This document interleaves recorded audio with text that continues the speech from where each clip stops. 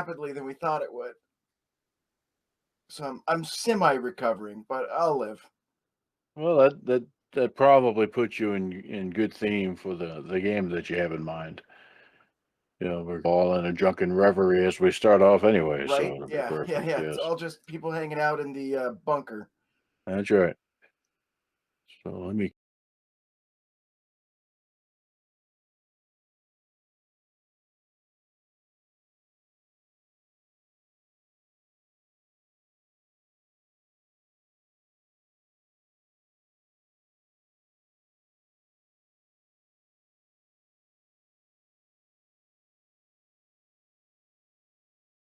get set up for this. So, are we going to proceed as we'd originally discussed, and you can live stream this, and we'll just record it as we normally do, and Yeah, I can live stream it if we'd like. I was planning just let you guys record it and do the thing and okay, not try and really worry about putting it up on my stream at the moment. then no pressure. I was just asking what your plans were. Yeah, I was So, thinking about it and then I was like, "Meh, it's so much extra work and it changes the way I have to GM because yeah, then I'm gonna have people asking me questions. Oh, what system is this? What's that? What the? And I don't want to have to answer questions while I run, except from you guys. yeah, yeah, and we're going to be pesky enough, so yeah. There's going to be enough to handle this time just on this session because we've got the kingdom. First thing we've got is the shake out the characters combat, right? Where we make sure everyone's Mhm. sheets are correct and they've got attacks and everything's in its right spot and players aren't like confused about how things work. There's just in general, this is a complicated enough game with complicated sheets. You just kind of have to accept that the first fight is more about making sure everyone's got the T's crosses and the I's dotted. I thought you were going to the logical, I've drunk too much rum conclusion there. Dot your T's and cross your I's. Yeah, dot your T's, cross your I's, So underscore your Q's. there you go. What is the thing that sticks out of a Q? That's the serif. I don't know The what the squiggly serif? part is, but yeah, all of the letters that have descending parts P, Q, G, that's They're serif. called. When you hear a font that is sans serif, that's what it means. It means that the descending part's above a certain threshold, so it doesn't descend into the next line. So yeah, a little bit of trivia there. I thought the serifs were the things that, anyway, I thought they were the hooks and so forth at the top and that sort of thing. I don't know. There's a whole font jargon, out there someplace. Maybe the never the twain shall meet. We Almost need done to. with my next book for Coin Not King, or I should say, I'm almost ready to beta test it, which is pretty exciting. You've been working on that for about a month now or so. Longer, about April, off and on. I took a Yeah. couple months off to get some other project work done, Hmm. and then came back to it. And of course, then I was like, "Woo, what was my design for this crap?" Yeah, I totally get that. No, it's good. It's good when you have something that you've really poured some effort into, and it's good to see it out there and see what happens when it rubber meets the road. Of course, the Agreed. unexpected happens is generally the answer to that. I know every programmer has their own different thing, but my thing for that was you write your code and you do some initial debugging visually of the code. But then you stick the compiler on it, which actually turns the code into machine language. And that's what I call test to explosion because the compiler is picky and it will go through and every little, nitpicky little thing that you screwed up. And it's just glorious watching the first that just streams and reams of red letters. You missed this and warning that and error the other. Test to explosion. Boom. And then you go through and you spend like a week going through and Just trying to sort everything out. yeah, fixing what you screwed up. There's It's just I mean, this is all a tabletop game, so I need players to tell me what's messed up. Although I am about to start work on a video game for fun. oh yeah. Well, that was cool Yeah. effect, by the way. You took your drink there and it just vanished into the forest. Oh, I know. Yeah. Isn't that kind of nifty? Oh, yep. So a video game. I'm calling it a micromo because we're going to use the Atavism MMO Unity framework. So Yeah. there's not a lot of coding involved. It's already up and running, right? Like it's got all the Hmm. math and the engine and everything I need to start messing with. and I'm going to make a little I'm going to just tinker with it. It's going to be a hobby game. I'm not going to try and create it for fiscal release, if you will. You never know. Some of the more interesting projects start off that way. That's You know, true. There might come a day when I Patreon it. every labor of love, I had to start with a little bit of labor, a little bit of love. So yeah. That's fair. So, That's true. That's how it works. oh man. Now I know we're missing C tonight, and the rest of these folks don't have an excuse. So I don't know that maybe they're a little hungover with their rum too. My stream last night, everyone was late, and this is just the hurricanes aren't helping. A lot of people may have Yeah, lost internet or power as well. We can't forget that. That's always a possibility. that's certainly true. It didn't hit that bad, and I did mean to ask what your experience was up in towards Boston. Not too terrible. We didn't do too bad, at least, but not great either, you know? In It's, Tennessee, Middle Tennessee, all we got was about 3 to 5 inches of rain, which is significant, but that's nothing compared to Louisiana's and the New Yorks and New Jerseys and Pennsylvania. And just watching that stuff in the news, I'm going, oh my God, man. yeah, it just hammered it. Yeah. If it's just one of those weekends where people don't show up, then maybe it's just one of those weekends where people don't show up, and we play this next week. I'm all prepped. Oh, yeah. Yeah. Yeah. I wouldn't sweat it either. Yeah. So big Yeah. deal. As hungover as I am, I'm like, great, I'll go lay down on the couch and watch TV. They finally start rolling in at 7:20, 7:30 with their own drunken rum stories. And what happened to the DM? Oh, he's over there snoring. He's napping. Good. I'm glad that he didn't have major impact, for the store, because Yeah, there's just no telling. it could go either way. There's just so much we kept getting the warnings because it was looking like we'd have a lot of really bad rain, but then we didn't. So I don't know. It's just nice that it didn't go nearly as bad as it looked like it was going to go. But like we kept getting all the warnings on my phone, just kept burp, burp, hurricane. I'm like, yeah, I know. They're just making sure. Very Yeah. consistent. Yeah, they really wanted us to make sure we knew. that that reminds me of the school I worked at. So every school it's whether it's a law or not, they've got a weather radio somewhere in the school. Okay, that makes sense. And the thing is that modern weather radios are just annoying by design, in the way that you just described. So 'Cause that they want to get your attention. if the alarm goes off, it does not stop until you interact with it, or the actual warning goes away, one or the other. And so that might mean the thing's blaring for hours. There's nobody there to grab hold of it. It's a weekend and there's just no one there. That's it. Yeah, exactly. Yeah. And so they'll have occasion where. So I actually we put in a new security system at our high school. One of the kind of fancy video things at the door. So in order to get entrance to the building, you have to hit the button and stand back, and whoever's manning it, can see your picture on the screen. If they like you, they'll let you in. If they don't, they tell you to go away. And whether you do or not is up to you. And then you can be escorted away by the nice SRO with a gun. That's a different thing. But when I went through setting all that up, I realized that, hey, there's the weather radio, and it's sitting off there in the corner of the office, not really plugged into anything. And so I said, okay, that's easy to fix. So I programmed it and turned it on and set it for the alarm. And as I was walking out, I didn't quite get why the principal was giving me the look that he was giving me. Is, gee, thanks, Matt. We really appreciate it. Really, thanks for setting that up. Okay, yeah, and I went about my business. And then just several weeks later, several tornado warnings later too, I came back up and asked them about, how'd the weather alarm do? And they said, what weather alarm? And I go to find out that the thing had been practically desecrated by the principal to turn the damn thing off at some point. The first time there was a warning, it was, stop. I get enough of that on my phone. I don't need it from you too. Stabby. Kill it with fire. We had a modem that wouldn't turn off the speaker. It would, back in the modem days, it never stopped telling us that. So no matter what, if you were using the internet, every time you went to, we finally had to open up the computer, pull out the card, and yank the speaker off of the actual modem card put it back in, and I'm like, I hope this thing still works. And thankfully it did. I don't care about the speaker, so that's pretty good. I love it. I had something real similar to this. This was the craziest thing. So we had a rare cold event here in Tennessee one year.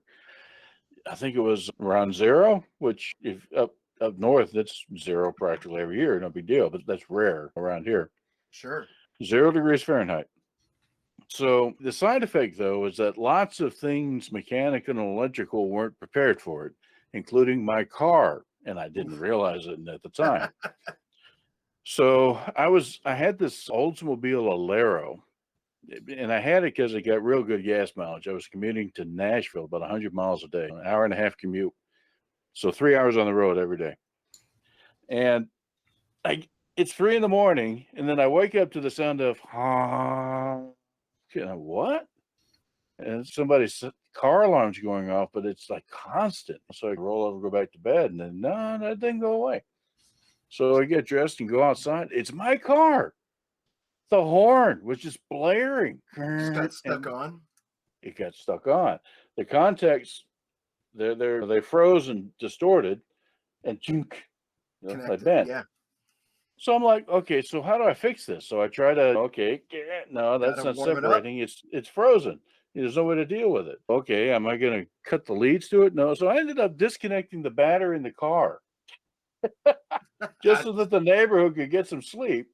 And then going back out the next morning and turning it in, the horn starts up again. And then until I get the interior warmed up enough for the thing to melt. That it unwarped. Yeah. So it's just crazy stuff like that. Hello, Mr. Fisher. Oh, look at that background. My gosh. I'd say run. I think it's too late for you. I have had that for my phone background for years now. So when do you turn into a zombie? Make it sound past tense or future tense. Would you give me another character sheet, please? I made the Oracle, but I did not transfer it to Roll20. Do you not have a sheet? I've got one, but that's my Magus. The Magus that I was.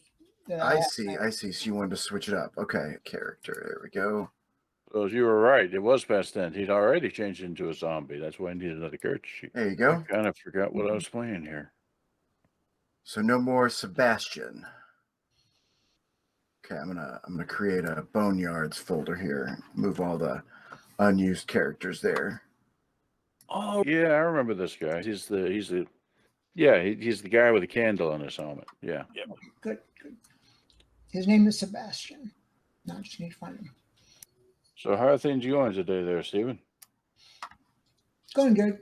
So having the technical challenge of getting the character straight there. I had a game this morning with Rusty and them. Mm-hmm. Howdy. Hello, everyone. It is Haunted Con. I bet you didn't look at on our Zen Bassmaster video clips. We have an outro that actually has a little bit of a kind of a featured sections comedy and it's a joke about the characters that we played. And I bet you, Mac, have not seen the one for this game. I don't think I have, no. Yeah. So everybody had a little one-liner describing their character, and E there was Haunted Con. I'm trying to remember Stevens. Anyway. I'm not sure what you're referring to. You probably haven't seen any of it either. One of these days, fire up our Zen video and just go to the last 30 seconds, the very end of it, and watch the end credits.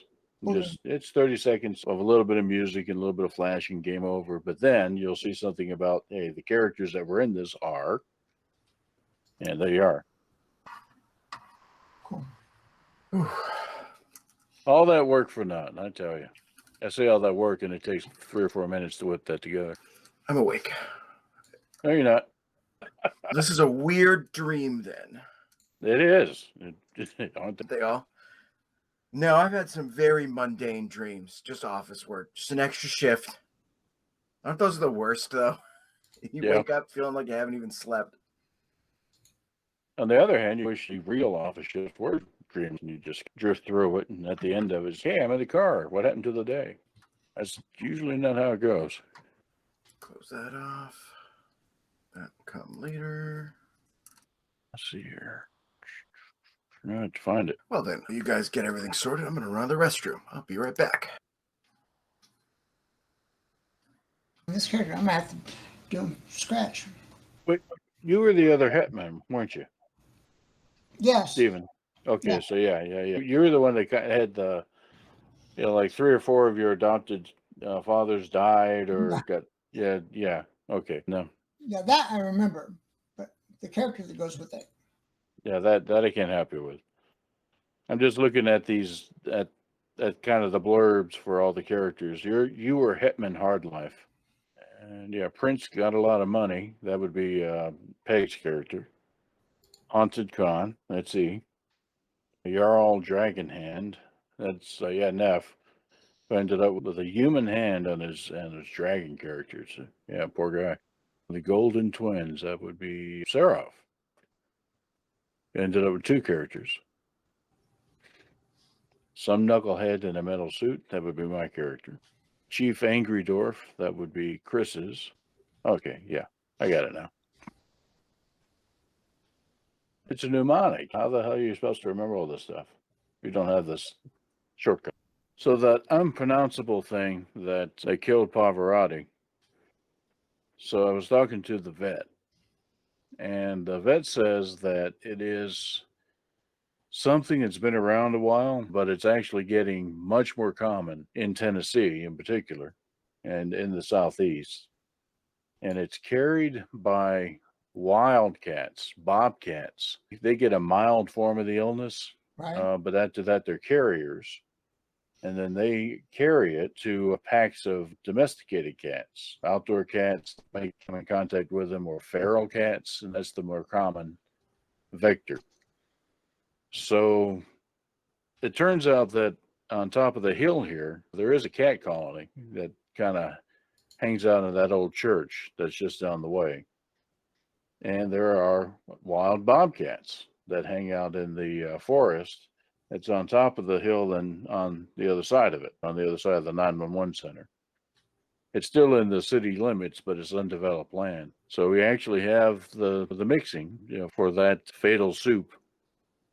And the theory is, based on what happened to Pavarotti, is it's very likely the same thing happened to Roxy years ago, because she had similar symptoms, except I didn't catch her until at the very end, almost the last possible moment she could have been alive from it.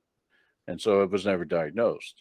I just took her immediately, and we had her put down because she was just suffering so bad. And yeah, it's not pretty. Pavarotti was not a happy cat today. So it's just as well that that he's not suffering. Yeah. But I mention all that to you because I know Sam likes to roam around outside a lot. But she doesn't socialize. Yeah, but that doesn't really matter. It's the ticks, and they're the ones that ultimately carry the thing. Howdy, Mr. Peg. How goes today? Going good. Sorry about Pavarotti. Oh, thank you. Yeah, we were just talking about the little hellion. And speaking of little hellions, Yeah, they're all here. Is there a vaccine for that, Matt? what'd it say? Is there a vaccine for that? No, and that's the crazy thing about it. It's been around a while. It's nothing new, but it's so aggressive and so not well understood. It's actually not a virus. It's caused by paramecium. It's bloodborne paramecium. So, no, there's almost no treatment. Once it happens, the survival rate is, it's a mess. Makes me want to take the Calamus Earth and sprinkle it on the lawn. What they did say was that there's a type of and the other insidious thing about it is that normal flea and tick collars don't protect against it, because what's happening is this paramecium is carried in the saliva of the tick. You don't think about ticks having saliva glands and such, but they do.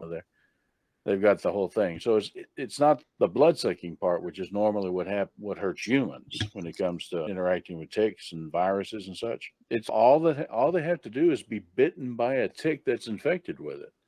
That's it. And then the tick can fall off and go away. The bite itself is what transmits the paramecium. So it's your zombie movie from heck for cats. They say that the only thing they found effective against it is there's a type of like flea collar that the active ingredient in it paralyzes the jaws of a tick. And by preventing the bite, it prevents both normal bloodborne sorts of things that tick can do, as well as the stuff that's caused by the bite itself. The only problem is it's like a $60. You pays your money, you take your chances. So I'm just deciding if I want to do another cat, it's got to be with that sort of level of protection. Yeah. Because of the environment up here is already, it looks like killed 2 cats with Yeah. the same thing. So did you get your nap in? Did you get your nap in? Yeah, no, I just had to go up 2 flights of stairs. Let's see, where is it? I was reading some messages a family member of mine put up where they're very upset about this new commercial in which Serena Williams is dressed like Wonder Woman. And I'm genuinely trying to figure out what they're upset about, because they can't really articulate it because they're trying to not sound openly racist. So they're trying to be angry about something because they're racist, but they're trying to not make it that.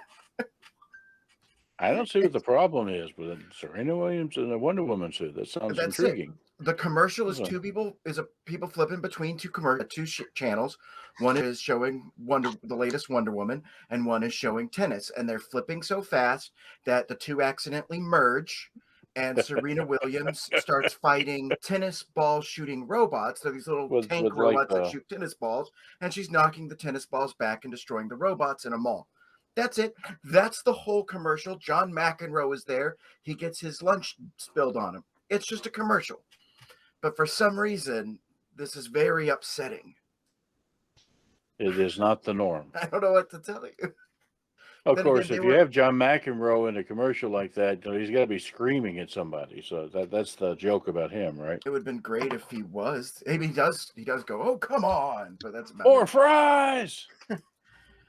I'm going to have to use that second character sheet. What was the thing we had to, when we first opened the character sheet, there was something you had to select that before changing the mode. Oh, uses spells if you're a spellcaster. Thank you. I wouldn't have remembered that. I think you can directly upload Roll20 upload from. Did you say you used Hero Lab? No, Character? I was using PC Gen, but I can't find the character. Oh, And okay. I'm going to have to start from scratch. Does PC Gen have an uploader? There he is. Right. I'm going to save that. Copy. Okay. I did find a bug with their sheet. A what? A bug. Which is? My base hit points for the class is 10. My con is 9, so I've got a -1 mod, and it's showing me have the 11 hit points. Let me look. Which character is this? This is Corey. Let's see. You just have to hit recalc. I bet. Boom, done. Okay. Yeah, sometimes it doesn't catch all the math because of the way the ticks work. And so when that happens, we just have to hit recalc and it'll do a full recalculation of all the math on the sheet. Okay. That's a known problem with the way Roll20 saves, because it doesn't save. It saves like every 4 seconds, I want to say. So if 2 variables change in a 4-second period, sometimes it'll miss one. So you have to hit that recalc button. All right. That would possibly explain some of the issues I was having trying to. Yeah, if you get fast about inputting stuff or that sort of thing, it can get confused sometimes. I'm surprised I was considered fast about inputting stuff, but apparently I was. Sometimes you input one thing and it populates to 3 places. If you're changing something that has a complicated kind of cascade effect. Luckily, recalc usually takes care of any math problems when you see them. Oh, there you go. I do have PC Gen. There we go. Well, in any I'm case, growing my I, hair out from my quarantine cut, and it's doing the weird things now. Soon I'll be able to style it like an adult again. When I had my Wildman hair going earlier, so I wonder if it's still there. No, the headphone fixed it, but I had Headphones fix it for you. Yeah, All right, here we go. Yeah, look at this. you can Doc Brown it pretty easily. Did you guys see that they're doing a live action Rick and Morty episode? Yes, yes, I did. It's hilarious. Yeah, I forget what I was reading it, but apparently they were like, look, guys, expect this to be a bottle episode where they don't leave the house because we can't do 1,000 sets. And we're going to do all the special effects using animation that we've already doing. We're not doing live action yet, CGI effects, because we spent all our money getting Christopher Lloyd to do this. I know. Yeah. But it's one of those things too. I'd be like, I'll do. I was shocked that they got Christopher Lloyd. Yes, but it is fitting because that's basically That's who he's based on. who Rick is. It's just Yeah. if he never achieved the time machine DeLorean and became an alcoholic, Doc Brown, it's Rick Sanchez. Are you saying Doc Brown wasn't an alcoholic? I'm saying he was. How else did he come up with those wacky? I'm crazy saying, ideas? yeah, I'm saying we never saw him sober. You got a point there. Started in grad school and never stopped. Never stopped. Yeah. Yeah. Better smoked a lot of pot. Time machines, man. That's what I like about Rick and Morty is that they don't do time travel. That's one of their big deals. Yeah. Because the minute you implement time travel, the stakes of a story always become just go back and fix it. There's no risk. Gets really risky. Oh, yeah. And we started watching the what if stuff. Oh yeah, what'd you think? Let me first say, and this may shock you, but I'm not a superheroes fan. Oh okay. So when Marvel stuff starts talking alternate universes, I was lost at the original universe. I don't know the Right, okay. references, so it's all kind of a new show to me. But the one we just watched was number 4, involving Doctor Strange, and you talked Oh. about going back in time. And Yeah. that final sorcerer Yeah. sorcerer battle was pretty sweet. Yeah. But the thing about the ultimate resolution is the first time the Watcher actually spoke to one of the characters, and the reason why. It's because the universe was decomposing enough for him to actually see the Watcher. So finally, we have and I totally agree about the plot crutch of time travel. So finally, we have a time travel story that everything gets screwed up beyond repair. And that's one of the things So- I like about the Marvel universe is they're making the time travel that happened to seal up the end of the, I want to say, 4th wave of movies Yeah, the Wait. end game. with Endgame, because that's a time travel story, and it's a really good one because it's going back over the like 15, 20 years of movies. But at the same time, like you implement time travel like that, and you get rid of all the stakes. So for them to have used that instead to up the stakes is, I think, a really smart move. And between Loki and the What If series, they're really doing a good job of that Yeah, with I totally agree. multiversal stuff. And Yeah. yeah, Because you really enjoyed the Loki stuff. So yeah, I'm a little concerned it's going to be a little much for your standard audience, right? Like, I don't think my aunt is going to be able to follow along, even though she's seen all the movies. But maybe I'm wrong. Maybe I'm underestimating their ability to tell a story and the average person's ability to understand one. at this point, what do they got to lose? You know, Yeah. they basically own What do you mean, all what do they got to theaters lose? everywhere, so you might as well. You know. They have that to lose. That's like saying, what if season 8? What does Game of Thrones have to lose? Everyone talks about it every week. It just The dunks season on was it. so bad it vanished from the cultural zeitgeist overnight. But it was going to happen anyway, because there's Mhm. always something that comes along and replaces whatever's top dog. Something's that size, you can keep it rolling for a long time, but they had to cancel shows and all kinds of problems. Star Wars. Yeah. Right. Yeah. I never thought I'd be at a point in my life where it's like, oh, there's a new Star Wars. And I would just be like, maybe I'll see it. Yeah, exactly. Yeah, Right, exactly. like that second of the prequels, that was just like between the Holdo maneuver where it's just, okay, whatever. And the fact that the entire plot line requires the Imperial Navy to not understand the basics of physics and motion. No one in the Imperial Navy had ever in a chase through space thought, well, since we have 1,000 other ships, Why don't we have one of them warp in right in front of the guys we're chasing and meet them this way? No one had ever done that or thought to do that. That's something that they've been doing in boat like we've launched. No. You see, the Imperial Navy, it all depends on gravity and inertia. If they don't have all their big, massive ships clustered together, none of them would move. Yeah. And there's certain things that kill me. Last Jedi shooting at the beginning, Poe shooting the turrets on the dreadnought. I'm like, oh, I can get that because that's what happened to the Bismarck Yeah, that's in a real life. strategy. I'll give you that. The bombers, though, I was like, why did you get rid of Y-wings, which were space attack bombers? They had armor, they had speed. Here you have these very slow, lumbering targets, and they took themselves out more than they took out the dreadnought. And then you look, because they always print out the schematics in the book of what these are. They're hyperspace capable. You mean they couldn't just drop? That's the whole point of them. It's like you couldn't. Let's get in a line and just slowly advance. What could go wrong? What could possibly Yeah. go wrong? Or There is a thematic thing going on here that confuses reason and logic with style. And that is, in the original Lucas movies, a lot of what was going on there was driven by World War I, World War II tactics and movies. The whole trench scene, almost line by line, is from another movie and from World War II, where it was the Dam Busters, right? Yep.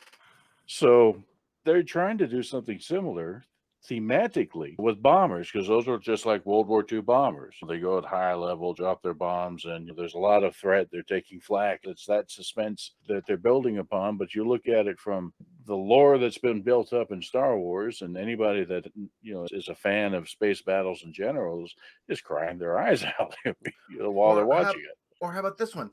Please explain to me the Emperor's plan.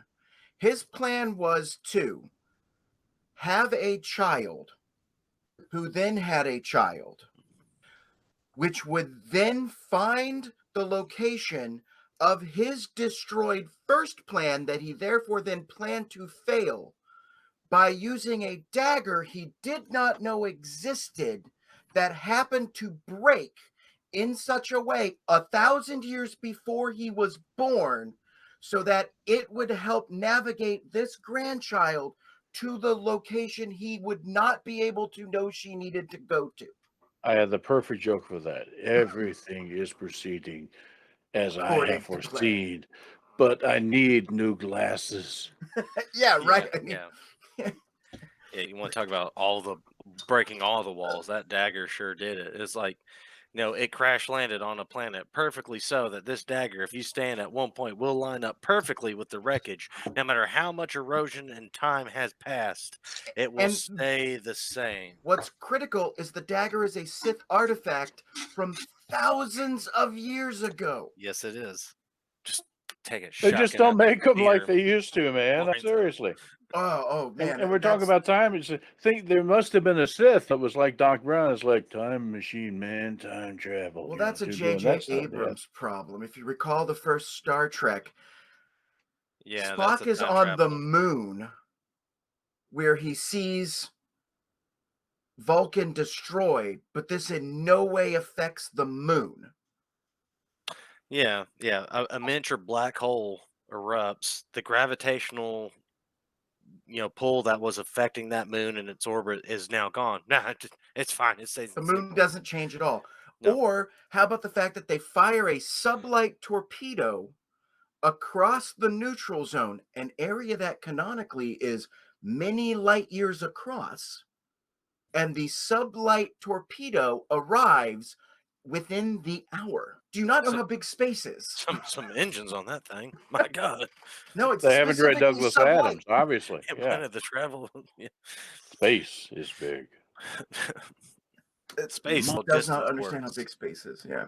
Are you guys still inputting character stuff? All I did was add the bio. I just didn't know. I know Mr. Fisher was doing something. Let me grab this image so I can put you into a. So we're all level set. May show up, but Neff shows up generally around now. And then Seraph also said he may show up. but they're still doing their fantasy football Right. draft pick stuff. That, by the way, that's a thing of theirs going back a long time, decade at least. And of course, C is down and out, just not under the weather. So this may be your quorum to proceed with. If we want to play next week instead, I'm fine with that, because this is one of those things where I'd hate to have to explain complicated rules twice. And there is that. They can always watch the video too. It's not the same as being involved. What you could do is you could make us try to explain complicated rules. So you explain it once, Because I work with Meek, I'd be able to tell him over a cup of coffee in the morning. and I wouldn't worry about Neff so much at all. And Seraph, he'll do what he does. So it's And that's a dragon. No one tells dragons what to do. that's right. That's absolutely right. Neff, roll that die. You roll that die. Yes, sir. Did you tell me what to do? No, it was. I don't know. I always just hate starting first sessions without everyone here, but we can do it if we want to. Let's see. That is Simon. Getting his image. And how Meeks described his character's not all there. In the sense how he talks. But he's Skull, so it's, oh, I could totally hire him as muscle, but also a singer of a band that I manage. Yeah, these characters are going to turn out to be fairly interesting, I think. Just as characters. Yeah, this is actually my second outing as a spellcaster. I'm excited about that. All right, then let me make a quick couple of changes to the encounter I had planned, the initial one at least, so that we're not suddenly butchering a party of 4 that was a party of 7. I mean, being butchered, we can do that very efficiently. My grandfather was a butcher. I am not going to have a character. I'm totally pulling a blank on how to make a character right now. I'm out of it. I do apologize. In that case, I think maybe we. Yeah, we're not even prepared today, so yeah. Sorry. Can we do a little bit of role play fudge and Just have some interactions. yeah? Well, I can help you get your character put together. We're talking about Sebastian Winthrop Mills, right? Yeah. So he's an oracle. You've got your stats in there. And that's as far as I've gotten. I just Level 1, an oracle is a D8 hit die, which means at level 1 you have 8 hit die. They have a BAB of 0. They have 2 skill points per, and I believe that they are a 002 class. Let me just find them here. So the first thing you do is you fill out your class and levels line. That's where most of the math in this game comes from. So we just jump over to Oracle. First level Oracle, 002. Oh, 4 hits skills per level. Okay, boom. Oh yeah, no, we have so much stuff to do on this. You're right. I had him, but I lost him. I don't know what happened. I bet I reboot my computer. Well, why don't we just take a week off and hit the ground running next week? Oh, all right. Why don't you can help Stephen make his character and take a look at what we've input for our others. We can make sure we've got everything. Because that's what you wanted to accomplish tonight anyway, was make sure the characters were right. No one's broken or... Yeah. All right. We've put in your stat line there. So the next thing we need to do is go to your skills. Are you a human? Human, yes. That means you gain at level. I'm just going to put a little math here.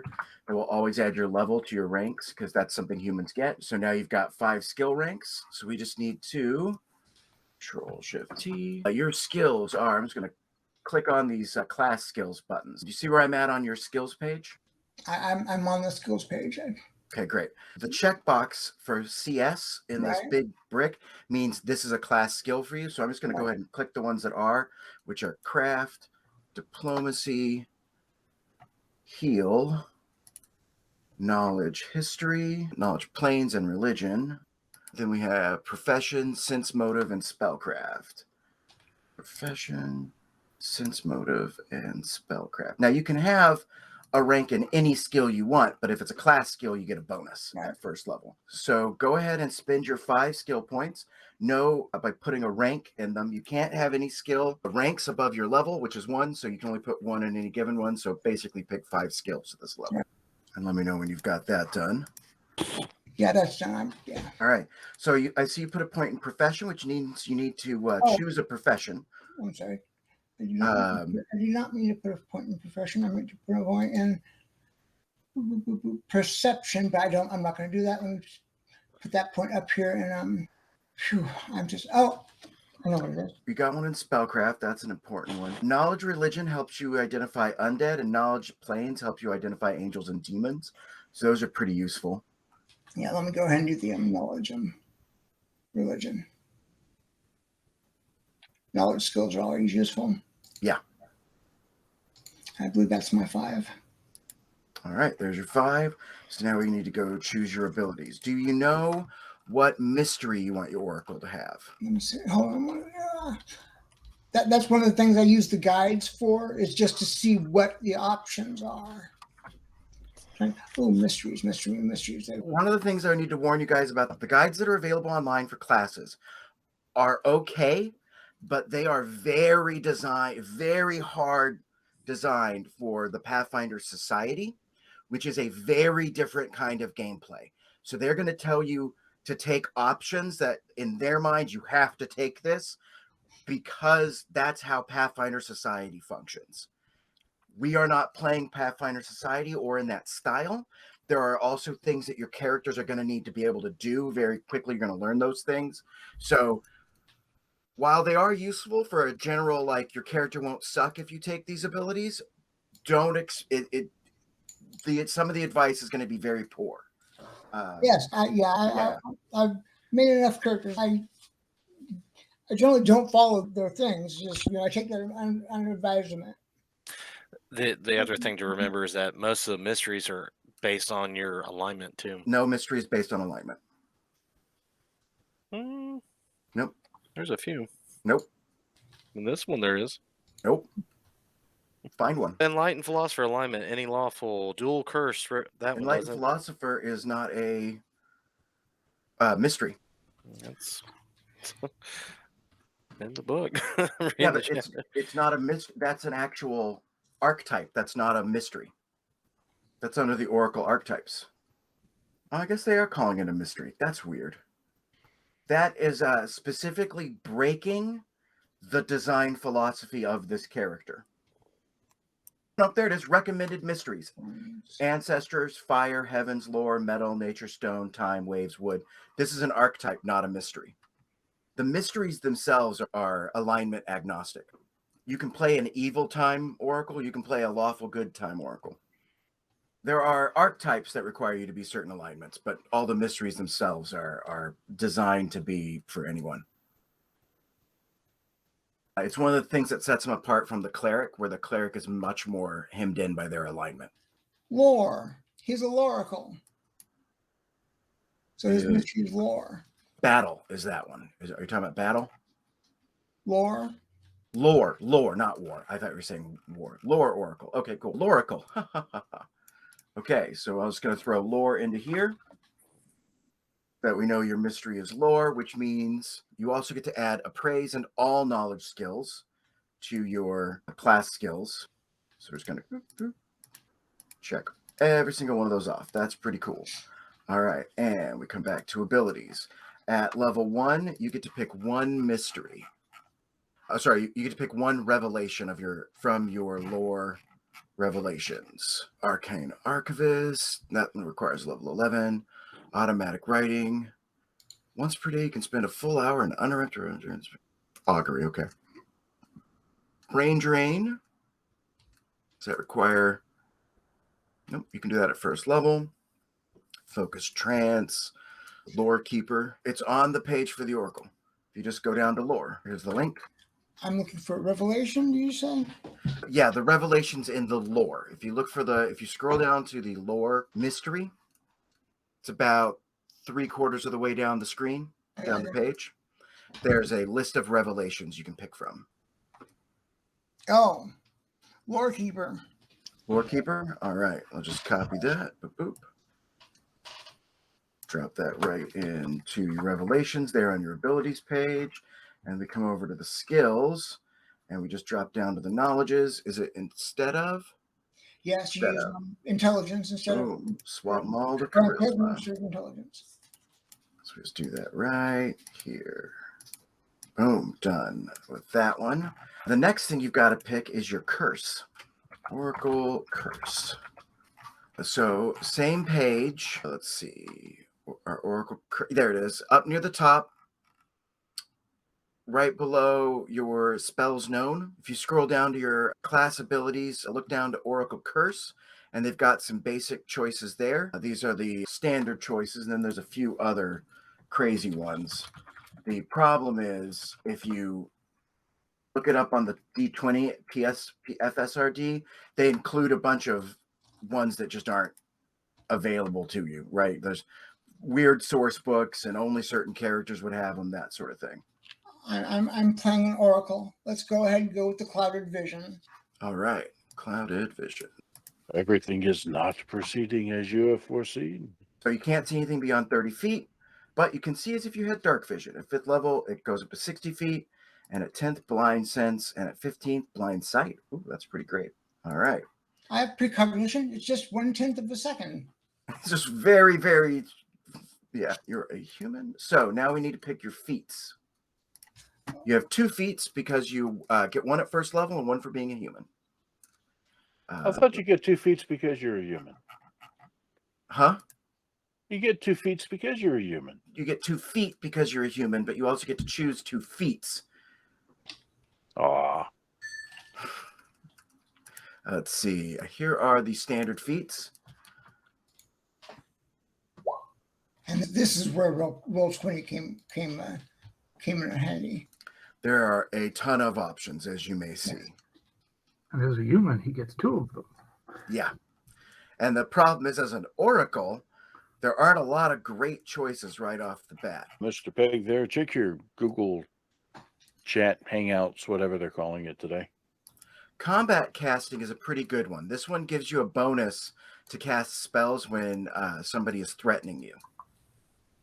If somebody's threat in the square next to you, you have to make a concentration check to cast your spells if they've got a weapon out. That one's a pretty solid one. That Divine Interference, is that on your list? What are you looking for? Divine, what is it? Interference.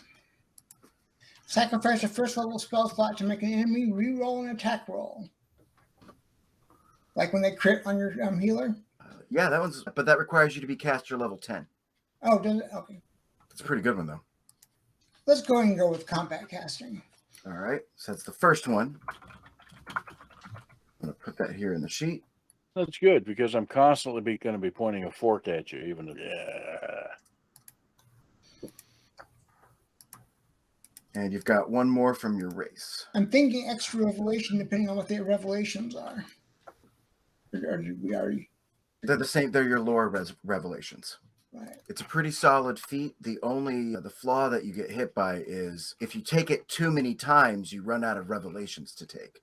All right. Because there's only 1, 2, 3, 4, 5, 6, 7, 8, 9. There's only 10 revelations, and you're gonna get 1, 2, 3, 4, 5. You're gonna get 6 in general over the course of the life of your character. So don't take that feat more than 4 times. Yeah.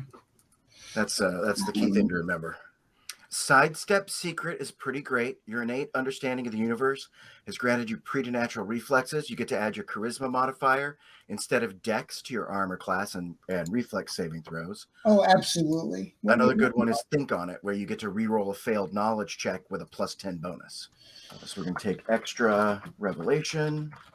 No, don't do extra revelation. Take that one that you just said about the charisma for armor class. That is a revelation. You take extra revelation, which allows you to take that. Okay, gotcha. That armor class one. Boom, Sidestep Secrets. Now we're going to come up into your defenses, and we change this to charisma, and we change reflex to charisma. All right, let's see. So that got, I believe that handles all of your 1st level abilities. Mystery, Oracle's Curse, Orzin's Revelation, and then you got both your feats. So now we just need to do your spells. You are currently and you are. So spells known, you'll know 4 0-level spells and 2 1st-level spells. The lore gives you a bonus spell at 2nd level, so you don't have that yet. So as an oracle, one of the things we need to figure out is your alignment. What is your alignment going to be? Lawful good? Yeah, probably lawful good. Okay, so that means the 1st-level spell you get right off the bat for free is going to be Cure Light Wounds, because good characters get Cure Light Wounds for free. Let me get to the spells. Thank God we have somebody with that. Okay, so we got Cure Light Wounds as a freebie. So first thing we need to do is pick your 4 cantrips. Rulebook, spell list, cleric spells. You get 4 of them. If you look at this page, it's going to give you, there's a few other spells out there. These are the really good ones, or they're the ones the game kind of assumes you're going to want to have. Let me open up the full spell list index, go to Cleric Oracle, and just filter by spell level here. So we've got a more robust list. Bleed, Create Water, Detect Magic, Detect Poison, Guidance, Light, Mending, Purify Food and Drink, Read Magic, Resistance, Spark, Stabilize, and Virtue is your full list of choices. So Bleed is pretty good but it is a necromancy spell, and as we don't have necromancy in the world. Detect Magic is an important one if you want to be able to identify magic items using Spellcraft. Light is an important one but you have dark vision, so you don't need it as much personally, but it helps other people if they can't see. Mending is one of those ridiculously strong cantrips. Items get broken all the time from different various effects, and mending allows you to repair them. It takes a minute. It takes 10 minutes to cast, but it's really nice when someone's shield gets busted and it needs to get repaired while you're in the middle of the dungeon. Right. Create Water is pretty useful. Read Magic is going to be really important for reading scrolls and that sort of thing. Spark is that spell that people take when they want to light candles from across the room. Stabilize does not heal the target. It just stops them from bleeding out. But the nice thing about Stabilize is it has a range of 30 feet. So you don't have to move over to the person if they go unconscious. Because to Cure Light Wounds, you got to touch them, but Stabilize you can do from a distance. Spells that look good, but I typically don't recommend, are Resistance and Virtue. You have to cast Virtue so frequently it stops being useful because it's just 1 temp hit point. And Resistance, the minute you've got a Cloak of Resistance, this becomes useless as well. Guidance isn't bad. That's just a +1 to the next attack roll, saving throw, or skill check. That's useful and I believe it's a luck bonus. Let me double check. Competence bonus don't come around all the time, so that one's pretty useful too. How many Russians do I get? You're going to get 4. Let's go Enhanced Diplomacy. Let me double check that one. You're looking at a different list than what I've got. Enhanced Diplomacy is not a Pathfinder spell. All right, where you are. You had a link on there, but... I did. It's right there. It's the current bottom link. Okay, I'm not going down far enough. Yeah. Oh yeah, click on Cleric. Okay. So Cleric are still as Oracle has the same? Yeah, Oracles use the Cleric spell list. Mending, Stabilize, Detect Magic. All right, so let me grab, boom, Detect Magic. There's a lot of D spells. There we are. Detect Magic. Oops. Mending. And you're going to get another one. You get 4 zero level spells. Create Water. Create Water. Let me get up to that. Think about Eric there. Before I scroll too far down. Eric gets a lot of use out of Create Water. Yeah, there's just... It's one of those spells that can get a lot of creative use too. And Stabilize. I once had a player not read any of the spells, and he took that one because he thought it was an attack spell called Stabilize. He thought it was like a magic stabbing ability. It was pretty funny. I'm going to stabilize this guy. I'm going to stabilize this guy. I'm like, stabilize? Oh, okay. You got a dagger? No, I'm going to cast Stabilize. Do you mean stabilize? Yeah. Oh, is that how it said? I'm like, that's not what that spell does. Right, so first level spell. Oh, no, that sounds like a Bronx thing. Yeah. You look at me, I got to stabilize you. I'm going to stabilize you. All right, so first level spells. I've got a little bit of an expanded list from the one you're looking at. It's got a few more spells on it, not a ton. You get Cure Light Wounds for free, and you get to pick 2 others. Some really good ones just right off the bat. Command has a lot of good uses. Bless is a pretty good group buff. Divine Favor is one of the best attack buffs in the game. It can only be cast on yourself, but if you plan to do any fighting as an Oracle, it gets really good. It basically brings you up to par with a fighter because it adds a +1 to hit and a +1 damage for every 3 levels. So it's just one of those really solid early game spells, and it never goes out of style. And howdy Neff, how goes this evening? Not bad. I Sanctuary. realized what time of day it was. Did you say Sanctuary? Yeah, the Sanctuary. That would be good for a healer. That is a very good one. I was about to tell you that Sanctuary is another good choice. I'm telling you, man, you just missed stabilize. It's it's the Bronx. You're looking at me, I stabilize you. Stabilize you. And Stabilize. you get another one too. Do I have to take my? Yeah. Yeah, that's an Orison. Super useful spells. Comprehend languages basically allows you to read and understand all spoken and written languages, which is pretty great. That would be on top of my list with war as my. I would think so. And it's just it doesn't sound like it's as useful as it is. It is super duper useful because I believe in reality, and there's a lot of languages out there. So that got your spells chosen, but let's go back and put in your spells per day as an Oracle. You get 3 first level spells per day. Boom, which gives you 5 total first level spells per day. You get infinite number of cleric spell or orisons.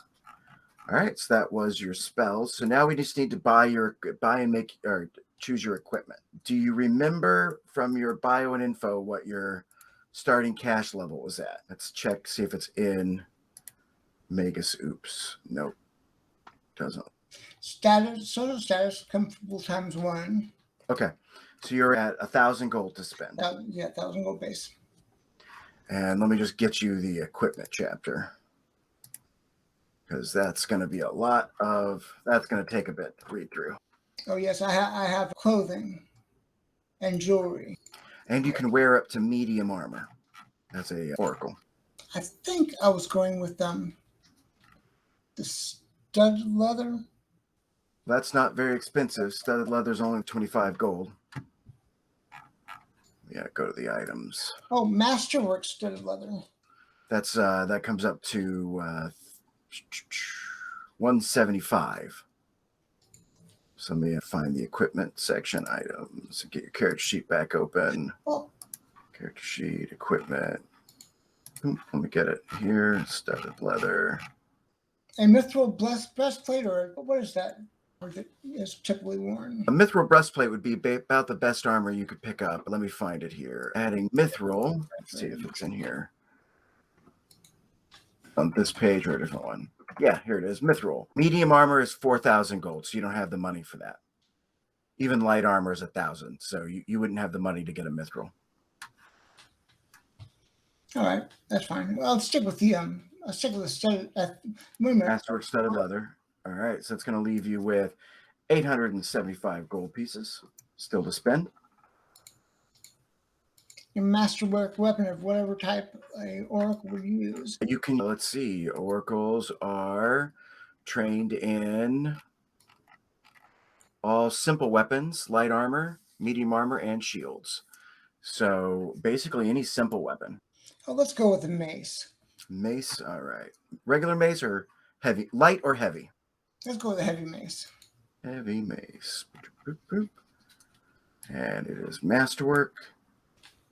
So luckily this one just has a checkbox for that. And we create that attack. And masterwork heavy mace costs 312 gold pieces. That leaves you 563 gold pieces. Let's see, some simple things you might consider buying just that are useful. Level 1 potions are 50 gold pieces a pop. Oh, yes. You might even be able to afford certain wondrous items. Cloak of resistance. Where is that one? Is that 1,000? Ah, it's 1,000 gold. All right. Not a lot of magic items you can afford 1,000 gold. Yeah. I got one of the only ones that you can afford, and that's just because my character is very flamboyant. I thought it would go well. What'd you get? The sleeves of many garments.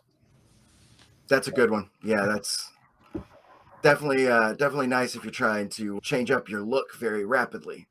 I think I bought a glittering belt buckle. All it does is glow.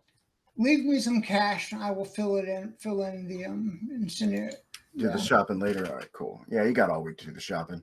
And I believe the last choice is you get a favored class bonus. Whenever you take a level in your favored class, you get an extra hit point or skill point, your choice. This is done so that if people multi-class, there's a little reward for saying one class, but it's still multi-classing isn't the end of the world. Do you want a hit point or a skill point? Oh, skill point. That seems like an Oracle thing to do. But yeah, just go ahead and spend your next skill point. You have one more skill point to spend. History. Nobility. Nobility would give me a. Yeah, it lets you identify nobles and iconography and a bunch of other stuff. Who to brown nose and who to hold my nose up. All right, so let me just flip through everyone's sheets here and make sure we got everything in the right spots. Who is Restat? Is Meeks here? No, Or is he's he not not. here this week? He's not here this week. Okay. That was Sebastian. We just sorted. How about Briscoe? Is Briscoe? Yes, I am Briscoe. Okay. So let's just I'm just going to do a quick flip through your sheet here. I see you are using the compact mode. I'm going to just switch that. It's a button flip up at the top. I'm only just switching it because it's easier for me to see the math and what is and is not correct. Yes, I just switched it back to edit mode. Okay. Currently, your character is at max dex and encumbered. And I expect that is because dagger, cutlass, falchion, and pistol. I literally have what's carried and not carried clicked, and most of what I have is not carried. Your falchion is not carried. Yeah. Everything else is shown carried. Does your character have a very low strength? Let me flip over here. He shouldn't. It's He has only a 35 13 pounds. strength. Let's hit recount. It's only 35 pounds of what I have. Okay, so it got rid of the max dex problem. Yeah, why are you showing up? Sorry, I'm just flipping No, over no, here. you're fine. Because I saw that too when I was looking at the sheet and I was trying to figure out what that was. It's because you have 2,278 gold pieces. Oh, can I write that as not carried? Yes. What we do for that, yeah, we need to go into settings and I need to drop the, let's see, encumbrance. Oops, no, I need to be in the The settings. headman in the corner just kind of grunts and motions at you. He's $1 Million Mayweather. He just carries it all with him. There we go. There we are. Let me recalc again. There we are. That fixed it. Okay. Now it's only calculating your actual equipment, not your cash. Gotcha. All right. So let's hit back to the core real quick. Make sure that's all in place. You do not have your skills done properly. So you are a sorcerer. Hold on. Don't flip on me. Oh, sorry. Yeah. We're looking at the same place here is the issue. Okay. Come on. There we go. Level 1, Bab 0. I believe sorcerers have 2 skill points. Core rulebook, classes, sorcerer, 2 skill points per level. Great. And they are the 002. So you do get to pick a favorite class bonus, hit point or skill point. The Shadow Bloodline is out of the player's handbook or player's guide. Oh, it shouldn't be that. It should be. I changed it to arcane, but I don't know. You had it written there. I just didn't know that you changed it. We'll get there in a second then. I don't know why I keep clicking on this. I need to leave that alone. All right, so it looks like class hit points 6. Why did it jump your current hit points to 13?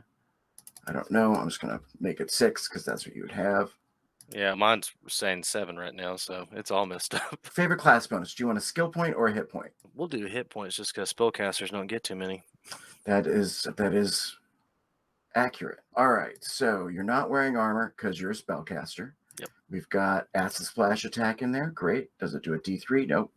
Let's fix that. That is accurate now. Oops. Great. That was a 1 rolled. Pistol does a D8 damage. Yeah, it erased all the stats for.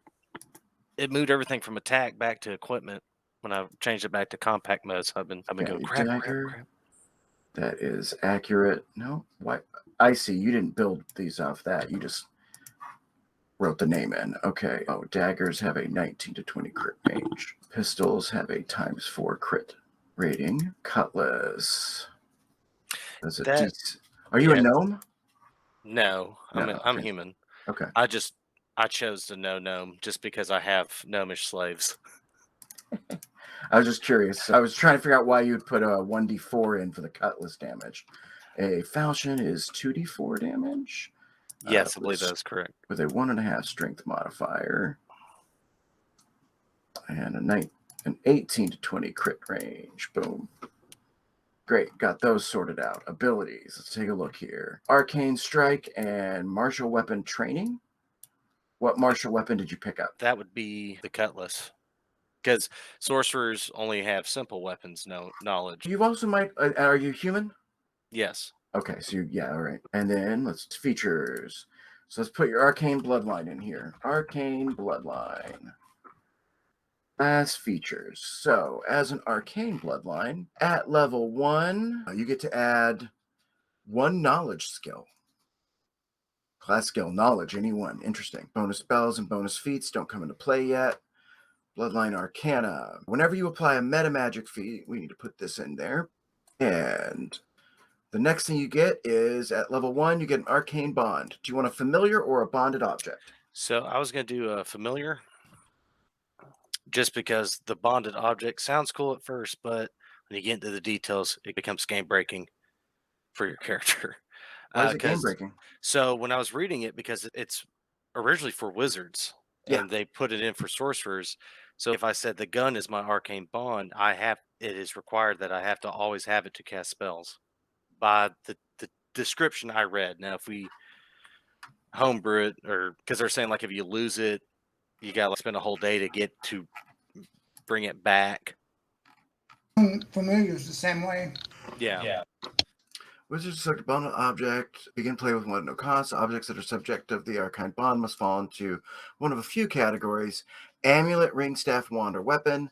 These objects are always masterwork quality. Weapons acquired at the first level are not made of any special material. If the object is an amulet or ring, it must be worn to have effect, while staves, wands, and weapons must be held in one hand. If the wizard attempts to cast a spell without his bonded object, worn or in hand, he must make a concentration check.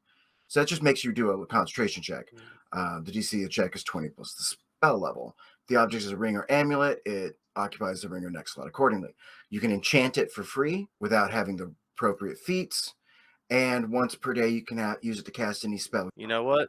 Let's do a bonded item. We'll make it that pistol, because I'm thinking, because we're talking steampunkish, I've just reread a comic series called Gutter Magic that has a lot of inspiration from Pathfinder, and he literally has arcane pistols. All right, so we go to the pistol, and we're going to make it masterwork. Okay. Let's see. Then after the Arcane Bloodline bit, so yeah, it does require it does expect you to have it in hand to use Oh, it or to cast. You can always cast with just a concentration check, but Yeah. I think that would make sense for the pistol, because he'll always have, that's expensive around here. right. And having it in hand, he can do his arcane gestures with the pistol. So he can still have something in his offhand. Okay. So if he's holding like a wand and the pistol, because the pistol is his bonded object, he can wave it around and cast spells as if he had a free hand. Okay. All right, so now we go over to your skills. You Is have your pistol like a steampunk? So is it a revolver or blunder? So for pistols in Pathfinder, this is a basic flintlock pistol. There Mhm. are revolvers. this and- is a guns everywhere campaign setting, so they're both simple weapons, and you can start with a revolver if you want. Oh, then I'll Ooh. definitely. Yeah, I they're will called definitely- clockwork pistols. Let me double check the price on them. Yeah, I would definitely double check that one. You get The one for scene free that came though. to mind when you were talking about all that was you can make your gestures with the pistol. And did that guy just flip me off with a revolver? It's like, what in the world? Yeah. All I can think about is the scene from Tombstone where they're flipping the revolvers, but that's him doing a spell. He puts it back in the holster and it just happens. That is definitely a. I love it. Yes, guns are commonplace. Early firearms are seen as antiques, and the advanced firearms are widespread. Firearms are simple weapons, and early firearms, advanced guns, and their ammunition are bought or crafted for 10% of the costs listed in the chapter. So a revolver would cost you, normally, if somebody wants a revolver, it would cost them 400 gold. A rifle would be 500 gold. A shotgun, also 500 gold. Double barrel shotgun, 700 gold. Good God, Briscoe could freaking arm an army. You get the pistol for free. So Yeah, we would make it a revolver if that is the case. That would make sense. It fits this. It's the setting. I don't Well- know. Do you have buffs? He just pistol whips you with it, and you get a buff. I healed you. No, you didn't. All right. So those are the. You've got one skill point to drop in. Oh. I've got you on your skills page here. You also get to choose one knowledge skill and make it a class skill. Okay. I recommend planes, nature. So the ones that are used to identify monsters: Arcana, Dungeoneering, Local, Nature, Planes, and Religion. So I'll make it planes just because we got stuff coming from a different dimension, That would make sense. and not if I can click on that because I already have Arcana and Local, so that'll just You don't have a rank in them. So they're class skills, but your character isn't trained in any of them. so we'll have those, and we'll put the point in planes, Okay. and that's what we'll do just because that's the bigger threat as of the moment. All right. So now let me just go back to your attacks and change pistol to revolver. And nothing else has to change about it because they're the same, just one can be shot more times. Now we need to go to, got all your abilities in place, got your bloodline power, we got, all right, so now we need to go to your spells. 4 and 2 spells, and your spells per day are 3 first level and infinite there. So cantrips, you have way too many cantrips here. Oh, I wrote those in so because of the description. Just gonna boop. Yeah, you have listed every cantrip, but you're not a wizard. You only get 4 of these. Make sure to keep detect magic. Acid splash and jolt do the same job, and you have a pistol. So the chances you're going to want to fire a D3 of acid or a D3 of electricity are pretty low when compared to the ability to shoot a guy with a D8 from your revolver. So now you still have, now you're down to 3 and you get 1 more. I'll hop over to the spells so I can drop it in for you when you've selected it. Go back to your cantrips. You're No, down. I was just doing the same thing on the other end. Really good level 1 spells for a sorcerer, or level 0 cantrips for a sorcerer. Read magic you don't currently have, and read magic is really good. That's how you use scrolls and can identify what's on a scroll without having to make a check. You just can cast read magic. Other really good ones, unless you've got something that lets you see in the dark, light is an amazing spell. We'll just do that. We'll do light. Scroll on up to light. That allows you to cast light on an item, which is pretty useful. HIJKL. Especially if you're looking at like you're putting light on a on a coin and dropping it down to that sort of thing. I've seen some creative uses for it. Boom. There we go. There's light. And now you should, oh yeah, you chose way too many. You have 2 second level spells. So Burning Hands is an okay spell, but it's very weak early on. Mage Armor is a really good one also. Mage Armor lasts an hour per level and gives you +4 armor class. And that's what we'll do. Totally misspelled all that. Got it. And then what we'll do here is we'll go up into your buffs and we'll add a buff for Mage Armor. What the heck? There used to be a drop down to just, what is this new buffs thing? Mode. No? Even in edit mode. There used to be a drop down where you could just select some buffs. Now this thing has a totally different. Is this system. locked? There's like a lock on one of the pages. Like No, that just stops you from adding and subtracting them. That's all right. We can just put it in there. This goes to your AC and your flat-fitted AC, and it's going to add 4 to both. There we go. Doing other. Yeah, this is really weird. No worries. Boom. There's Mage Armor. So whenever you need to turn on Mage Armor, you can just click it on. And we got the equipment in there. We got your spells sorted out. All right. I think that sorts you out. All right. All right. Let's see. Jaden Hood. Do I have Jaden with me? That's me. How you doing today? Pretty good. How about yourself? You currently do not have any class levels. You're just, or do you? It says 1. Yeah, I'm supposed to be a first level ninja, and I think you said a 3 CR white dragon wormling. Yeah, let me find it here. Let me find the white dragon wormling. Bestiary dragon white. Let's get this math in here proper. Okay, so we just need to go down to the wormling. Base white dragons, 3d12, which means your hit points are 12 plus 13, so 25. Your BAB base is, does it give me a BAB base? No, it's going to be 2, I'm betting. Let me just scroll up and check. Hit dice. You have 6 skill ranks per level.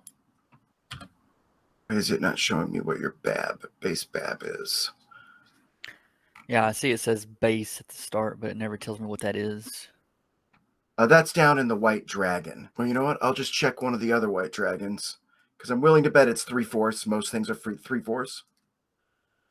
White dragon. So a 7 hit dice white dragon has a base attack bonus of +7. So yes, that's 3/4. So that would make you have a 2 BAB right now.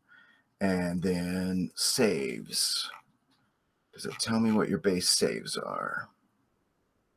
No, but it does tell me what your base natural armor is. Let's go over to defense and put in, got there. Great. All right, hopefully it'll tell me at the top. Why doesn't it tell me what the base saves are? Probably because it's of the dragon subtype, and I'll bet all this information is there. Yes. Base attack bonus equal to total hit dice. Oh, so it is a 3. Good saves all around. A level 3, that would be boom, 333. 333. Skill point 6. Your class skills are, let's see, praise, bluff, climb, craft, bluff, climb. Praise. That would be the rest of us appraising him. Craft. Great dragon. Great dragon. Yes. Diplomacy. He's actually Right. tiny, not great. Dragon. Tiny dragon. Yes, but if you're a Tiny dragon, dragon. but if you're a dragon, you wouldn't do that. You'd have a bunch of In your party. lamps and mirrors to make yourself look bigger, like the Wizard of Oz thing. Oh, for sure. Who's going to fear a tiny dragon? Come on now. He has the stabilize cantrip too, doesn't he? Sense motive. Spellcraft. Stealth, survival, swim. Stealth, survival, swim. So we got your skills checked off. We'll worry about filling them in later. You got your breath weapon in there. Let's see. Has a special attack, so we need to put into its description. You do what? 2d4 damage with it, I think. I put it on the attack page. Yeah. I'm putting in the dice pre-built for us to make it life easy. 2d4 cold. This way, when you hit this button here, it rolls some dice. Nice. It rolled. Why is it rolling a 3 up there? Oh, that's how many rounds till it returns. Got it. Okay, cool. So that first number in the black is how many rounds until you get it back. The second number is how much damage it does. Gotcha. It is not an attack type, though. Its attack type is none, because we need to put in that it is a DC. Currently, half your hit dice, so 2 plus your Constitution modifier. Your con is +2, so it's DC 14, reflex half. So that should now, when we click it. Okay, frequency, next cast. We're going to change this to bracket, 1d4 bracket. Source. Where is it putting source? That's not a rolled number. That's always a 3. So boom. Now we've got next cast 3 rounds. Next cast 4. Perfect. Now it's working exactly like we want. Range is, oh, here we go. I've got a damage. That's where we need to put it. 2d4 cold. So in the description. And it is a cone. How big of a cone? It can be a cone or a line, depending. Can it? Yeah, depending on what kind of dragon you are. Oh, I thought I got to pick every time I used it. No, it's certain dragons do lines, certain dragons do cones. You do a cone, and it is, I believe, Of course, he is a white dragon. He's got to do cones, vanilla, soft serve. why is it But not do telling the me? ice cream machines work? That's the important thing. Why is it not telling me the cone Damn you, size? McDonald's! There it is, 15-foot cone. They were stabilized. We're gonna get tons of mileage out of that. There we go. Now everything has. There we are. Now your breath weapon has all the right information. I'm gonna remove source from the. Does this get rid of it? Yeah, great. Now we don't have to see the source at the top every time. We all know you got it from being a dragon. So that gets that sorted out. I believe that is everything we needed to do, because as a wormling, you do not have. Well, you do have 2 bites and you have a bite and 2 claw attacks. Right. So let's come down to white dragons. And as a level 1 ninja, I get sneak attack and poison. You get Hoping the I can close- poison my claws. All right, under abilities, we go to all ice walking. You got it in there. Great, perfect. All righty, we're in business. Class features. So now we got to go do the ninja stuff. See, the ninja appears in Ultimate Combat. All right, so now we go to the core. Class hit points are, I'm sorry, this is not correct. You get average every level for these. So that's 7 per, that's 21 there. Your first level of ninja, which is a D8, gives you full hit points there. Nav is 0. Skills per level are 8, and the saves are +2 reflex. You get a favorite class bonus for ninja. Do you want it in hit points or skills? Let's go with hit points to start. Alrighty, hit points to start. And then at level 1, you're going to get poison use and sneak attack. So under abilities, class features, we're just going to need to write poison use. I like that it said you can Nice. use poison without accidentally poisoning yourself. It's very useful when you're trying to use poison. Poisons are one of those things that are pretty expensive, though. So it's nice when it comes into play, but it doesn't come into play nearly as much as you'd like. And then sneak attack. Your sneak attack is 1d6. Class features, 1d6. So that means you need to add that into your damage for your attacks when we get there. But that's the only thing we needed to add for being a ninja at this level. So attacks, extra damage. So we're going to remove the attack breath weapon in your attacks column. Maybe I won't. Maybe I'll just figure out how to put it in here, because that way it's all in one place for you. And you've got that there. So we just need to put in type sneak. Crit bonus damage, 1d6. And then under claw, it's actually claws. So we need to put in an iterative with a 0. And same thing for the extra damage. So that should allow us to roll them. So your bite came in correct, and your claws. Perfect. Because when you're going to do a single attack, you're going to bite. When you're going to do a full attack, you bite and claw. So it's easier just to put the iteratives in there. And let's just see. 2d4, no ability damage, no multiplier. There we are, 15-foot cone. DC 14, reflex half. And no attack there. And it should. Perfect. Tells us everything we need to know. No, it doesn't. We need notes. Use again. Bracket 1b4 rounds. Do R&D.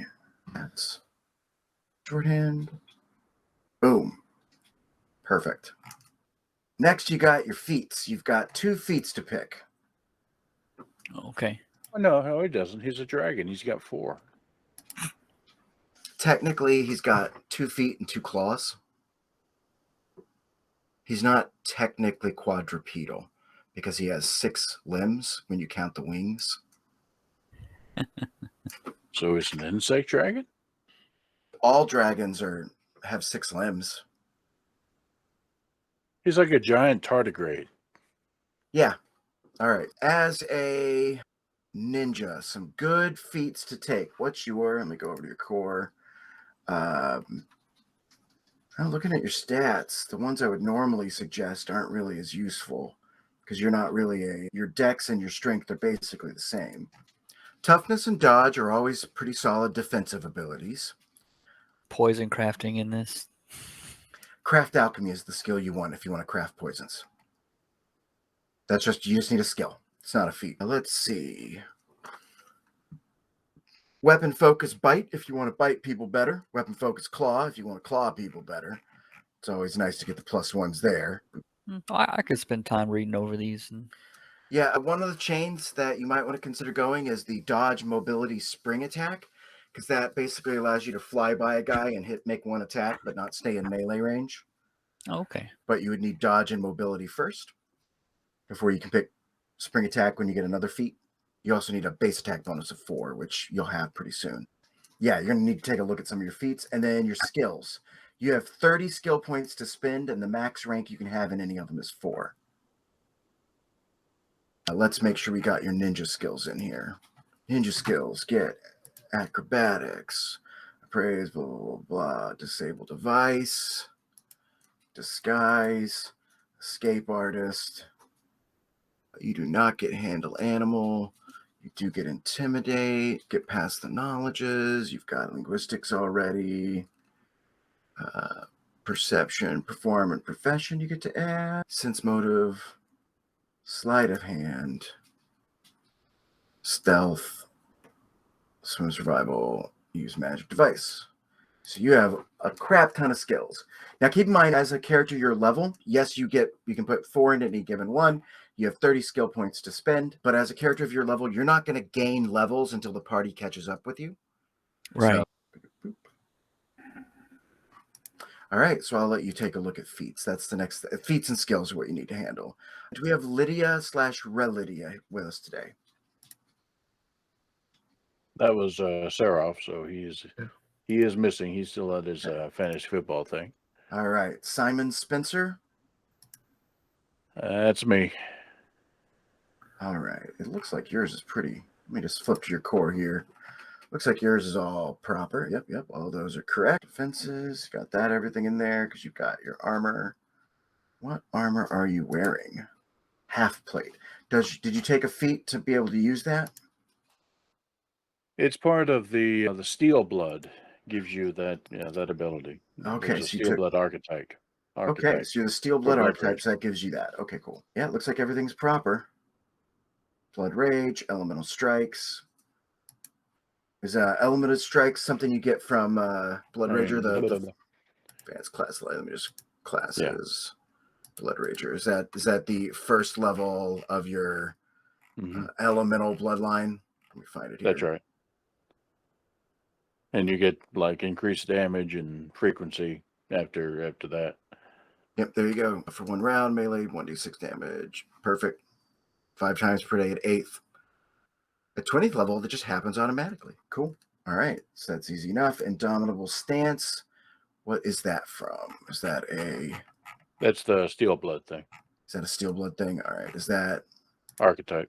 class archetypes? Abetting. It's just right here in the core book, isn't it? Steel blood. There we are. All right. +1. Nice. All right, cool. Yep, all of that's great. As your feats, you took stealthy and disposable weapon. I've never seen disposable weapon before. I get to break things a lot, and that makes disposable weapon kind of fun. Stealthy is just Whenever you use got a this melee guy in plate armor going chink. It's a joke on a previous game we did where I had a cleric who didn't care about stealth. She just walk around chink. Now that is you have to be using fragile weapons for that, which means you need to Oh, use I'll arrange for that. Yeah, you just need to be using weapons that are made out of bone. There's a couple different things. It's an ultimate Or combat. glass or some wooden weapons Obsidian. and stuff like that. Yeah. Yep. Oh, obsidian would be brutal. Yeah, it is pretty good. Oh yeah, you have a weapon. You can supply fix right me there. up, can't you? Yeah. I need to stabilize Again? somebody. Here, give me. You So were we have literally not- just here 2 hours ago. So you've put a rank in perform, in oratory, and singing. That's right. Perform does not, or perform is what you have. Oratory and singing are perform skills. You do not need one in perform itself. Don't worry, I'll find something equally useless to apply that skill point towards. Don't worry. But let's make sure that we've got your class skills marked off. Those aren't marked off yet. So let's just real quick do that. Let's see. We got acrobatics, climb, craft. Why is it doing 3 crafts? Handle animal and intimidate. And diplomacy. Handle animal, intimidate. Knowledge arcana. Perception, ride, spellcraft. Perception, ride, spellcraft, survival, and swim. So why is your charisma so low? So you put your 4 in charisma. That means you will never be able to cast spells. That's right. Okay. So why not just play, I guess there's reasons to not just play a barbarian. You said he had to play something that had the theoretical ability to cast spells. That's true. It is theoretically possible. Well, he's got magic because he's igniting his weapon in acid. Alrighty. Did you really roll a 6 and a 4 when you rolled up your stats? Yeah. Jeez. Okay. Why the wisdom 18? Because the juxtaposition, the irony of it. Because we haven't done any of the actual role playing yet. Fair. And when folks actually interact with this fella, it's going to be. Yes. And meanwhile, the wheels are turning. Okay. So stealthy lets you put 2 points into sleight of hand and stealth. What you got there? Boom. Right? Yep. No. It's escape artist. It's escape artist for stealthy. Not sleight of hand. That's even better. Escape artist with plate mail. And alrighty, and you got all your equipment, half plate, and your great sword. That's all that really matters. The rest of it's just kind of fluff. You need to get yourself some breakable weapons, right, for that automatic confirmed crit with your breaking weapon ability, because your great sword right now is not fragile. So let's see. Let me find. What I was wondering about that is it's a normal greatsword, and I have this acid ability, so I could make it I could break it. No, the acid makes your weapon wreathed in it. It doesn't. The acid won't damage the sword. But I can make another weapon damage the sword if I'm not wielding the sword. Acid damage is weird in that it doesn't technically get past a weapon's hardness. Let me find the bone. Is that an ultimate equipment? Special materials. Are these all only the good ones? There it is, bone. So if you had a weapon made out of primitive materials such as bone, bronze, or stone, they'll have the fragile. Obsidian also has the fragile condition. Fragile makes it cost half as much as the base item and weighs 75% as much. So you can be carrying 2 obsidian great swords. I'll do that, and if I can find that, because I used PC Gen. It's To do all this, and if it's in PC Gen, then I'll make that happen, because that would be an interesting little thing. It's what a worthless little hunk of junk sword. He nods. Yes, it is. Yes. What's even better than obsidian great swords? Obsidian great axes, because they have a ×3 crit. So now, obviously, great sword is going to crit more often and let you break it to deal damage. So it's up to you. But yeah, there's some really good choices there. Obsidian great axes. Also, a great axe I think only costs 12 gold. Pathfinder. Okay. Yeah, let me play with that. That's the one. To set your you should be able to make, when you go in to select the weapon, instead of add equipment, you can add custom, and there should be materials there. Yeah, If I don't remember. I have done that, and that's what I'm saying. I haven't seen bone or these others as an option for that. They may That's not what I have was put it gonna in there try. because nobody ever takes them. Nobody does it. But it's all in the Ultimate Equipment book. Yeah, I just linked it to you. Check out great axes. They're 20 gold. So an obsidian one costs you 10. So you could also carry around a bunch of great axes too. Yeah, and he's super strong. So yeah, he could pull that off.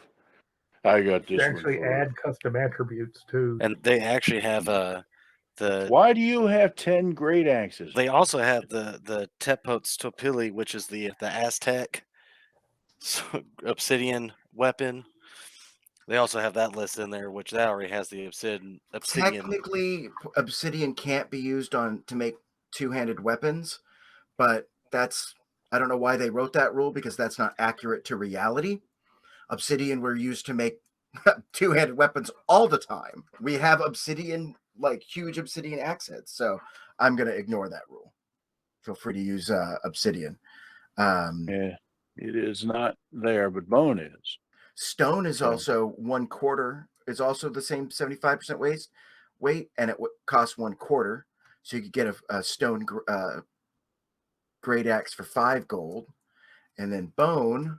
You could do earthbreakers because they have to be bludgeoning damage to be using bone, but you could be using earthbreakers. So aside from being fragile, what does obsidian get you in terms of the ability Costs of the less, weapon? and it's lighter. It weighs 75% as much as a normal weapon of its type. Got it. So But I'm just in terms of PC gen, I'll just make these out of bone. Is there yeah, you can just use and bone then and call it obsidian. as a template, and then we'll call it obsidian. So yeah, Yeah. we'll do that. Stone. Can- Do you have stone? Nah, it didn't have Bone stone. weapons. But Bone weapons does. actually add a negative to hit and to damage rolls, so that's not what you're doing. But Bone the would be the- obsidians will not. Obsidian and stone do not lower the damage. No, it's Okay. just they just remain fragile. That's it. So I think what needs to happen is he needs to carry a normal weapon around, and when he runs out of these fragile ones, and breaks them. Right, or you can Um, carry a normal greatsword and a bunch of like obsidian throwing axes. mm, Oh, there you go. yes. You don't have to worry. You don't have to worry about picking them back up. Or That's right. obsidian javelin. So there are several possibilities, and I like all of them. So I know where we're headed here. So I Yeah, like yeah. it. Just get creative. You'll It's figure it's it getting out. better and better the longer we go. Yeah. That's right. Have an Mind obsidian ball. dagger, so you got to just jam it in, break it off. Who says I can't cast spells? I'm stabilizing them. I plugged the wound. You're welcome. No one asked me to. That's right. Now, if I just could do that infinite times, like the real cantrip, right? Looks like it looks like you're in business. All right. So then last but not least, we have Kari. That would be me. All right. So let's just check you out real quick. Kari is Sylph Swashbuckler. Numbers look correct there. You're wearing leather armor. You got yourself a masterwork rapier. Boom. You have combat reflexes as a feat. We need to throw in your swashbuckler class features here. They were all listed as special qualities on the sheet, so I put them under special qualities. Oh, okay. They're under SQs. All right. They technically are class features. So I will just move them there. Perfect. I'm going to do all so that won't move them on me. Panache is a class feature. Finesse is a class feature. Deeds. It's going to do this to me every time. I said all, and it's going to switch it. Whenever I switch one of them to class features, it's going to move me on the screen. That's annoying. SQ. Oh, no. Storm in the Blood is racial That's trait.